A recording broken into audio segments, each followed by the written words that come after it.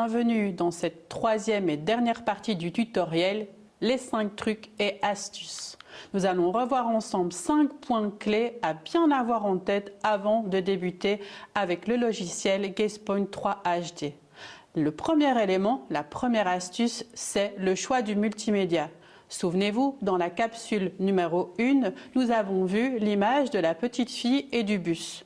Nous avons parlé de zones d'intérêt fixe et mobile. Sur cette image, c'est assez simple. Il y a 2 éléments à considérer, la petite fille et le bus.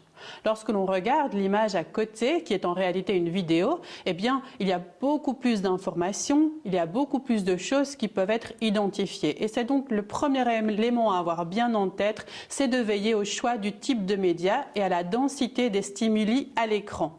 Autrement dit, la quantité d'informations.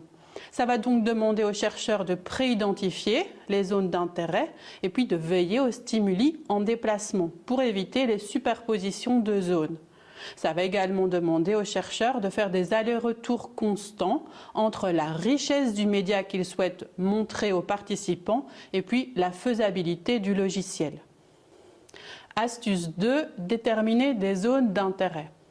Dans la deuxième partie du tutoriel, je vous ai présenté une vidéo avec un pot de crayon et une main qui vient prendre un pot de peinture. Nous avons vu ensemble des zones d'intérêt fixes, le pot de crayon, et puis des zones d'intérêt mobile, c'est-à-dire la main qui vient dans le panier. Eh bien, déterminer les zones d'intérêt, ça se fait, ne l'oubliez pas, avec la timeline juste en dessous. Bien la remettre au début si vous voulez qu'une zone d'intérêt court tout au long, et puis jouer avec la timeline quand vous voulez insérer une zone d'intérêt à un moment précis. 3 éléments à donc bien avoir en tête. Déterminer des zones d'intérêt en combinant des zones d'intérêt fixes et mobiles, en mettant en avant le double-clic express pour les zones d'intérêt mobiles et puis en naviguant dans la timeline. Astuce 3, le panneau Visualization Setting. Nous avons pris le temps d'explorer les différents paramètres et les différentes options qu'il propose. N'oubliez pas, c'est très intéressant d'aller sélectionner la durée des fixations. Les fixations cognitives typiques sont comprises entre 150 et 350 millisecondes. Les fixations longues sont plutôt de l'ordre de 400 à 500 millisecondes et elles sont souvent interprétées comme un signe de difficulté, d'incertitude. Eh bien, c'est dans ce panneau que vous allez pouvoir choisir la durée des fixations que vous souhaitez conserver et analyser. On a donc dans ce panneau la possibilité de déterminer la durée des fixations, mais aussi d'identifier un type de visualisation lors de l'exportation de vidéos et d'images.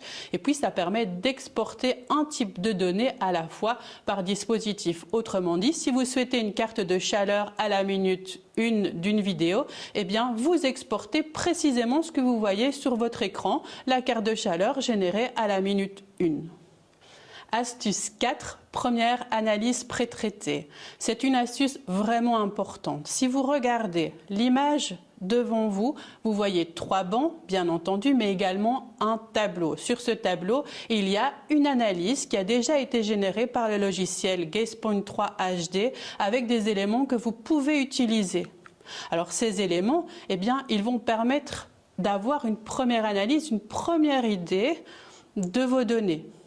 Ça permet d'anticiper la quantité importante d'indicateurs à extraire. Ça permet aussi de tenir compte du volume de données brutes à traiter. Et puis, ça mobilise les indicateurs pré-traités des zones d'intérêt pour obtenir une première lecture synthétique. Astuce 5, vérifier le placement du participant, surtout avec les enfants. Il y a la fenêtre qui vous permet de vérifier pendant l'expérimentation si la calibration est toujours OK. Vous pouvez également jouer avec le trépied pour ajuster l'oculomètre en fonction de la taille de votre participant.